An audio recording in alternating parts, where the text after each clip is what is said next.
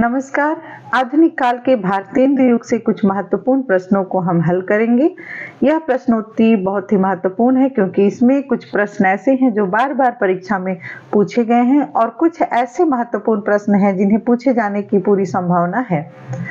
TGT, PGT या सहायक आचार्य की परीक्षा होने की संभावनाएं दिखाई पड़ रही हैं। ऐसी सूचना प्राप्त हो रही है कि दिसंबर से जनवरी के बीच में ये परीक्षाएं कराई जाएंगी। तो इसकी वजह से ज्यादा हमें प्रश्नों पर ध्यान देना चाहिए, प्रश्न पेपर हल करते रहना चाहिए, साथ साथ वस्तुनिष्ठ जो पुस्तकें हैं उनका भी अध्ययन करना चाहिए। तो चलिए देखते हैं। प्रश्न संख्या 1, भारतेंदु युग की अवधि क्या है? भारतेंदु युग का समय पूछ रहा है कि क्या है। 1850 ईस्वी से 1900 ईस्वी, ख 1890 ईस्वी से 1918 ईस्वी, ग 1850 ईस्वी से 1885 ईस्वी, या फिर घ 1843 ईस्वी से 1900 ईस्वी। इनमें से भारतेंदु युग का सही समय क्या है? यहाँ पर देखिए, विकल्प का सही होगा 1850 से 1900 ईस्वी भारतेंदु युग की अवधि मानी गई है। प्रश्न संख्या 2 है, भारतेंदु युग को हिंदी साहित्य का पुनर्जागरण काल कहने वाले इतिहासकार कौन है? हिंदी साहित्य का पुनर्जागरण काल किसने कहा है भारतेंदु युग को? का रामचंद्र शुक्ल, खा हजारी प्रसाद द्विवेदी, गा डॉक्टर नगेंद्र तथा घा है पृथ्वीनाथ कमल कुल श्रेष्ठ। इसमें बताना है कि कौन सा सही विकल्प है। देखिए, यहाँ विकल्प गा सही होगा, डॉक्टर नगेंद्र। सही उत्तर डॉक्टर नगेंद्र है। उन्होंने ही भारतेंदु युग को हिंदी साहित्य का पुनर्जागरण काल कहा है। प्रश्न संख्या 3 है, किस इतिहासकार ने भारतेंदु युग को आदर्शवादी गीत मुक्तक परंपरा काव्य कहा है? महावीर प्रसाद द्विवेदी ने, खा गणपति चंद्र गुप्त ने, गा डॉक्टर नगेंद्र ने, या फिर घा आचार्य रामचंद्र शुक्ल ने। किसने भारतेंदु युग को आदर्शवादी गीत मुक्तक परंपरा का काव्य कहा है? तो यहाँ देखिए, सही उत्तर होगा खा गणपति चंद्र गुप्त ने ही कहा है। प्रश्न संख्या 4 है, आचार्य रामचंद्र शुक्ल के अनुसार शुद्ध एवं परिमार्जित खड़ी बोली के प्रथम लेखक कौन है? देखिए, यहाँ शुद्ध एवं परिमार्जित खड़ी बोली के प्रथम लेखक किसे मानते हैं आचार्य रामचंद्र शुक्ल? यहाँ पे जो विकल्प हैं वह हैं अमीर खुसरो, राम प्रसाद निरंजनी, गंग भाट तथा घा है दौलत राम। देखिए, यहाँ पे सिर्फ खड़ी बोली के प्रथम नहीं पूछा है, यहाँ पर पूछा शुद्ध एवं परिमार्जित खड़ी बोली के प्रथम लेखक। तो आचार्य रामचंद्र शुक्ल राम प्रसाद निरंजनी को इसका श्रेय देते हैं। इस प्रकार से यहाँ विकल्प खा सही होगा। ज्यादा हम विस्तार में नहीं जा रहे हैं क्योंकि हम चाहते हैं कि कम समय में अधिक से अधिक प्रश्नों को हम लोग हल करते हुए चले। विस्तार में जहाँ पे हमने भारतेंदु युग की शुरुआत की है, जहाँ पढ़ाया है, इन सारी बातों को बताया हुआ है। भाषा योग वशिष्ठ, ये देखिए रचना है भाषा योग वशिष्ठ, जो कि 1741 ईस्वी में लिखी गई है। इसके लेखक रचनाकार का नाम पूछा जा रहा है। इसके लेखक कौन है? विकल्प है हेमचंद्र, खा राम सहाय द्विवेदी, गा दौलत राम तथा घा राम प्रसाद निरंजनी। सही विकल्प बताना है भाषा योग वशिष्ठ के लेखक। यहाँ विकल्प घा सही होगा, राम प्रसाद निरंजनी। देखिए, इसी पुस्तक में ही उन्होंने क्या किया था, शुद्ध एवं परिमार्जित खड़ी बोली का प्रयोग किया है और इसी पुस्तक की वजह से आचार्य रामचंद्र शुक्ल ने इन्हें प्रथम शुद्ध एवं परिमार्जित खड़ी बोली का लेखक माना है, राम प्रसाद निरंजनी। यहाँ दोनों चीजें याद रखेंगे कि ये इनकी पुस्तक है भाषा योग वशिष्ठ तथा साथ में उसका जो समय है वह है 1741 ईस्वी। प्रश्न संख्या 6 है, दक्षिणी भारत में खड़ी बोली में साहित्य सृजन करने वाले साहित्यकार कौन है? दक्षिणी भारत में किसने खड़ी बोली में साहित्य सृजन किया? उनको बताना है मुल्ला वजही, अमीर खुसरो, अब्दुल रहमान या राम प्रसाद निरंजनी। देखिए, यहाँ जो सही विकल्प होगा वह होगा मुल्ला वजही। इन्होंने दक्षिण में, साउथ में खड़ी बोली में साहित्य लिखा। प्रश्न संख्या 7, सबरस व कुतुब मुस्तरी महत्वपूर्ण रचनाएं हैं। यह रचना किसकी है? विकल्प है अब्दुल रहमान, उस्मान, मुल्ला वजही या रज्जब, सबरस व कुतुब मुस्तरी। देखिए ये दोनों ही रचनाएं मुल्ला वजही की हैं। यहाँ विकल्प ग सही होगा। प्रश्न संख्या 8, खड़ी बोली के प्रवर्तन एवं विकास में योगदान देने वाली संस्था फोर्ट विलियम कॉलेज की स्थापना कब हुई? यहाँ देखिए फोर्ट विलियम कॉलेज ने क्या किया था? खड़ी बोली के प्रवर्तन एवं विकास में योगदान दिया था। यहाँ पे पूछा जा रहा है कि इसकी स्थापना कब हुई? विकल्प है 1699 ईस्वी, ख 1702 ईस्वी, ग 1800 ईस्वी तथा घ है 1801 ईस्वी। यहाँ देखिए जो सही उत्तर होगा वह होगा ग 1800 ईस्वी। 1800 ईस्वी में फोर्ट विलियम कॉलेज की स्थापना हुई। प्रश्न संख्या 9, 19वीं शताब्दी में खड़ी बोली गद्य का प्रवर्तन करने वाले 4 लेखकों में से किसका गद्य मानक हिंदी के अधिक निकट माना जाता है? जब हम पढ़ते हैं शुरुआत खड़ी बोली गद्य के प्रवर्तन का तो 4 लोगों का नाम आता है जो 4 स्तंभ हैं। उनमें सदल मिश्र है, मुंशी सदा सुखलाल हैं, सैयद इंशाअल्लाह खां है तथा लल्लू लाल हैं। तो इनमें से यहाँ प्रश्न ये है कि 4 लेखकों में से किसका गद्य मानक हिंदी के अधिक निकट माना जाता है? यहाँ देखिए सही उत्तर होगा ख मुंशी सदासुख लाल नियाज। प्रश्न संख्या 10, किसने खड़ी बोली को टकसाली भाषा कहा? आचार्य रामचंद्र शुक्ल ने, गिलक्राइस्ट ने, ग्रियर्सन ने या जगन्नाथ दास रत्नाकर ने? खड़ी बोली को टकसाली भाषा किसने कहा? देखिए यहाँ सही विकल्प है गिलक्राइस्ट ने। प्रश्न संख्या 10 का ख उत्तर सही है। प्रश्न संख्या 11 है, खड़ी बोली को प्रतिष्ठित करने के लिए सबसे पहले सशक्त आंदोलन किसने चलाया? विकल्प अयोध्या प्रसाद खत्री, महावीर प्रसाद द्विवेदी, कार्तिक प्रसाद खत्री या बाबू जगन्नाथ दास रत्नाकर। किसने जो है खड़ी बोली को प्रतिष्ठित करने के लिए सबसे पहले सशक्त आंदोलन चलाया है? यहाँ देखिए सही उत्तर होगा क अयोध्या प्रसाद खत्री ने। इन्होंने खड़ी बोली को प्रतिष्ठित करने के लिए सबसे पहले आंदोलन चलाया था। प्रश्न संख्या 12, रानी केतकी की कहानी जिसे हम उदयभान चरित के नाम से भी जानते हैं, इसकी रचना किसने की? किसकी रचना है या इसके रचनाकार कौन हैं?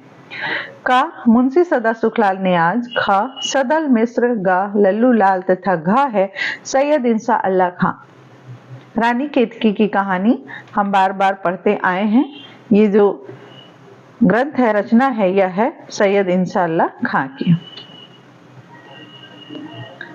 प्रश्न संख्या 13 है, निम्नलिखित में से भारतेंदु युग की प्रवृत्ति नहीं है? राष्ट्रीय जागरण, समस्या पूर्ति, हास्य व्यंग, वीर रस परिपूर्ण रचनाएं। नहीं बताना है कि इनमें से भारतेंदु युग में कौन सी प्रवृत्ति हमें देखने को नहीं मिलती थी। तो देखिए राष्ट्रीय जागरण बिल्कुल था, राष्ट्रीय चेतना थी, समस्या पूर्ति मुख्य उसका एक प्रवृत्ति, मुख्य प्रवृत्ति मानी जाती है भारतेंदु युग की। हास्य व्यंग भी था, प्रताप नारायण मिश्र की रचनाओं में देख लें, सबकी रचनाओं में कहीं ना कहीं हास्य व्यंग थे। वीर रस परिपूर्ण रचनाएं नहीं थी, इसका अभाव देखा जाता है भारतेंदु युग में। यहां सही विकल्प होगा घ। प्रश्न संख्या 14 है,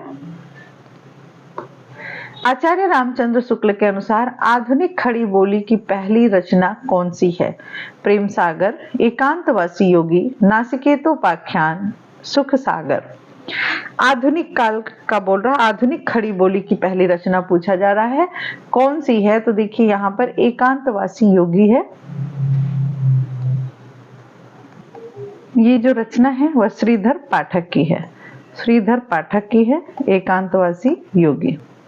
ये अनुवाद है, अनुदित है उनका, मौलिक नहीं है। इसी को आचार्य रामचंद्र शुक्ल आधुनिक खड़ी बोली की पहली रचना मानते हैं।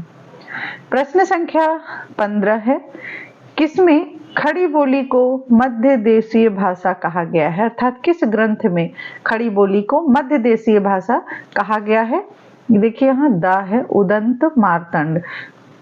विकल्प देखिए, उदंत मार्तंड, ख प्रेम सागर, ग सुख सागर, घ है नासिकोपाख्यान। हमें बताना है कि मध्य देशीय भाषा खड़ी बोली को किस ग्रंथ में कहा गया। यहाँ सही उत्तर होगा क उदंत मार्तंड में।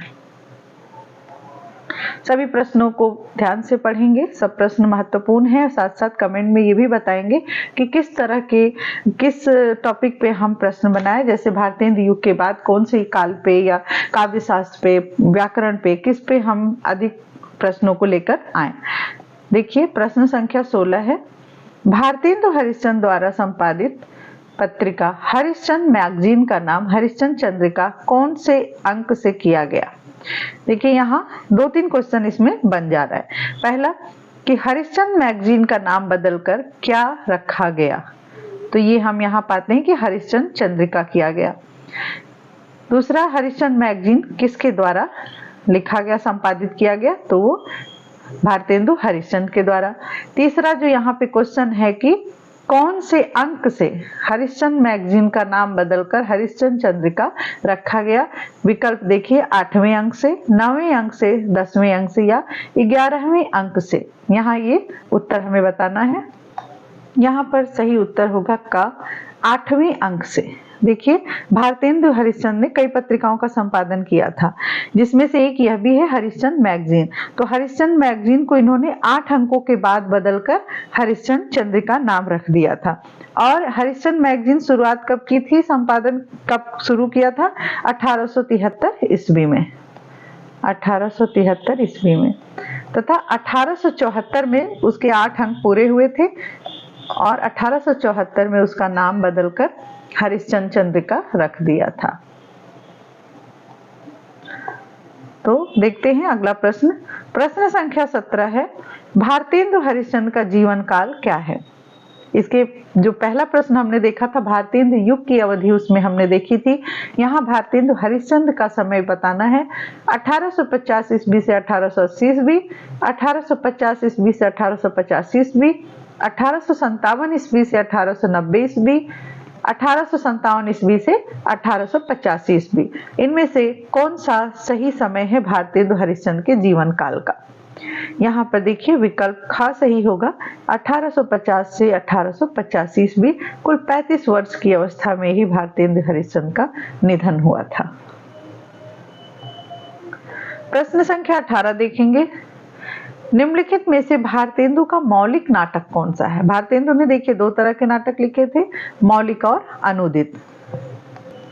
उनके नाटकों की कुल संख्या है 17 नाटक उनके कुल हैं, जिनमें से 8 उनके मौलिक हैं, 8 नाटक मौलिक हैं तथा 9 अनूदित हैं। हमें सभी जो है नाटकों का क्रम याद रखना है, समय याद रखना है। उससे क्या होगा, जब क्रम वाले प्रश्न आएंगे तो हमारे सही होंगे। तो देखिए यहाँ पे प्रश्न जो पूछ रहा है कि कौन सा मौलिक नहीं है, विद्या सुंदर, रत्नावली, धनंजय विजय या वैदिकी हिंसा, हिंसा न भवति। इनमें से बताना है कि कौन सा उनका मौलिक नाटक नहीं है। तो देखिए विद्या सुंदर उनका मौलिक नाटक है, रत्नावली भी उनका मौलिक नाटक है, धनंजय विजय भी मौलिक नाटक है। यहाँ पर वैदिकी हिंसा, हिंसा न भवति, यह जो है उनका अनूदित नाटक है। प्रश्न संख्या 19 देखेंगे। यहाँ देखिए भारतेंदु हरिश्चंद्र जी के नाटकों का क्रम पूछा है, सही क्रम बताना है। रत्नावली, पाखंड विडंबन, धनंजय विजय, फिर कर्पूर मंजरी। ख है कर्पूर मंजरी, रत्नावली, पाखंड विडंबन, धनंजय विजय। ग धनंजय विजय, कर्पूर मंजरी, रत्नावली, पाखंड विडंबन। घ पाखंड विडंबन, रत्नावली, कर्पूर मंजरी, धनंजय विजय। इनमें से सही क्रम क्या है हरिश्चंद्र जी के नाटकों का, ये बताना है। यहाँ सबसे पहले देखिए जरूरी है कि हमें सबका समय पता होना चाहिए, तभी हम सही क्रम लगा पाएंगे। तो जैसा कि हम पहला ऑप्शन ही देखेंगे, विकल्प जो का है, इसमें जो है सबसे पहले आता है रत्नावली, जिसका समय है 1868। उसके बाद है पाखंड विडंबन, जिसका समय है 1870। फिर आता है धनंजय विजय, इसका समय है 1873। इसके बाद है कर्पूर मंजरी 1875। तो हमें पहला विकल्प ही सही मिल जाता है। इस प्रकार से यहाँ विकल्प का सही उत्तर होगा। प्रश्न संख्या 20 देखेंगे। निम्नलिखित में से गीत नाट्य है, ये जो रचनाएं हैं, नाटक हैं भारतेंदु हरिश्चंद्र के, उसमें गीत नाट्य कौन सा है? विद्या सुंदर, रत्नावली, कर्पूर मंजरी या भारत जननी? गीत नाट्य बताना है तो देखिए यहाँ सही उत्तर होगा भारत जननी, यह इनका गीत नाट्य है। प्रश्न संख्या 21 है। निम्नलिखित में से कौन सा कृष्ण मिश्र द्वारा रचित प्रबोध चंद्रोदय नाटक के तीसरे अंक का अनुवाद है? देखिए उन्होंने जो अनुदित नाटक लिखे हैं वो किसी न किसी ग्रंथ से अनुवाद करके लिखा है। तो यहाँ पे जो प्रबोध चंद्रोदय है उसके नाटक के तीसरे अंक का अनुवाद उन्होंने किया है, जो कि कृष्ण मिश्र द्वारा लिखा गया है। उन्होंने किस नाम से किया अनुवाद ये बताना है। पाखंड विडंबन, रत्नावली, भारत जननी या कर्पूर मंजरी? यहाँ सही विकल्प होगा का पाखंड विडंबन। ये प्रबोध चंद्रोदय नाटक के तीसरे अंक का अनुवाद है। प्रश्न संख्या 22 है। निम्नलिखित में से षट्क श्रेणी का नाटक कौन सा है इनका? देखिए कई श्रेणियों में नाटक होते हैं, रूपक, षट्क और एकांकी है, डिम, इहा, मृग। जब हम नाटक के पूरे रूपक पढ़ते हैं 10 जो हैं उनमें से कई सारी श्रेणियां आती हैं। तो यहाँ बताना है कि षट्क श्रेणी का नाटक कौन सा है। जैसे गीत नाट्य भी है उसमें, अभी हमने पिछला देखा कि भारत जननी गीत नाट्य है, तो ये षट्क नहीं हो सकता। दूसरा है धनंजय विजय, तीसरा कर्पूर मंजरी और ये घा है पाखंड विडंबन। इसमें से देखिए जो षट्क श्रेणी का नाटक है वह है कर्पूर मंजरी। सही उत्तर है कर्पूर मंजरी। प्रश्न संख्या 23 है। भारतेंदु हरिश्चंद्र के मौलिक नाटकों का सही क्रम क्या है? अभी हमने अनुदित नाटकों का कुछ क्रम देखा था, कुछ नाटकों का। अब हम मौलिक नाटक देखते हैं। सत्य हरिश्चंद्र, श्री चंद्रावली नाटिका, भारत दुर्दशा, नीलदेवी। खा है नीलदेवी, श्री चंद्रावली नाटिका, भारत दुर्दशा, सत्य हरिश्चंद्र। गा सत्य हरिश्चंद्र, श्री चंद्रावली नाटिका, नीलदेवी, भारत दुर्दशा। घा श्री चंद्रावली नाटिका, नीलदेवी, भारत दुर्दशा एवं सत्य हरिश्चंद्र। इसमें बताना है सही क्रम क्या है। देखिए यहाँ भी वही बात कि हमें सभी का समय याद रखना होगा, और इस प्रकार के प्रश्न अब सिर्फ नेट द्वारा के लिए ही नहीं, टीजीटी पीजीटी में भी आ रहे हैं, सहायक आचार्य में तो आते ही हैं। तो इसलिए सही क्रम लगाने के लिए हमें सभी का समय याद रखना होगा। खास तौर से कुछ ऐसे ऐसे लेखक, ऐसे गद्यकार, कवि जो है बहुत ही महत्वपूर्ण, उनकी सभी रचनाओं का समय आप पूरी तरह याद कर लीजिए। तो पहला ऑप्शन हम उठाते हैं, देखते हैं सबका समय क्या है। तो यहाँ सबसे पहले है सत्य हरिश्चंद्र, इसका जो समय है वह है 1875 ईस्वी। दूसरा है श्री चंद्रावली नाटिका जो इनकी है, इसका समय है 1876 ईस्वी। तीसरा है भारत दुर्दशा, इसका समय है 1880 ईस्वी। तथा चौथा है नीलदेवी, इसका समय है 1881 ईस्वी। तो देखिए यहाँ क्रम सही जा रहा है, तो यहाँ हम बाकी का नहीं देखेंगे, पहला ही विकल्प सही है, का विकल्प इसमें सही है। प्रश्न संख्या 24 है। निम्नलिखित में से भारतेंदु हरिश्चंद्र का प्रहसन श्रेणी का नाटक कौन सा है? अभी षट्क श्रेणी देखा था, यहाँ बताना है प्रहसन श्रेणी का नाटक कौन सा है। नीलदेवी, भारत दुर्दशा, अंधेर नगरी या विशस्य विस्मौषधम। तो देखिए प्रहसन श्रेणी जो उसमें कुछ व्यंग्य भी हो, कुछ हास्य व्यंग्यात्मक रचना हो, जो उसे प्रहसन श्रेणी का नाटक हम कहते हैं। यहाँ पर देखिए जो अंधेर नगरी है वह प्रहसन श्रेणी में आता है। विकल्प गा सही होगा। प्रश्न संख्या 25 है।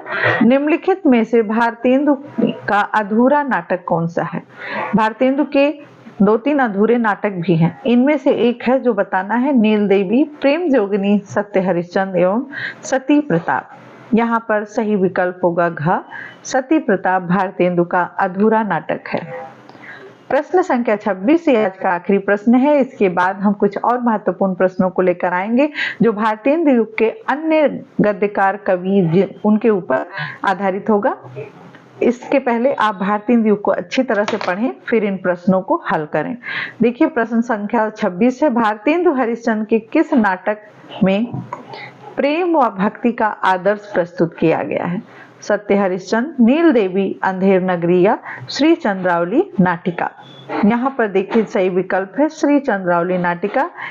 इसमें प्रेम व भक्ति का आदर्श प्रस्तुत किया गया है।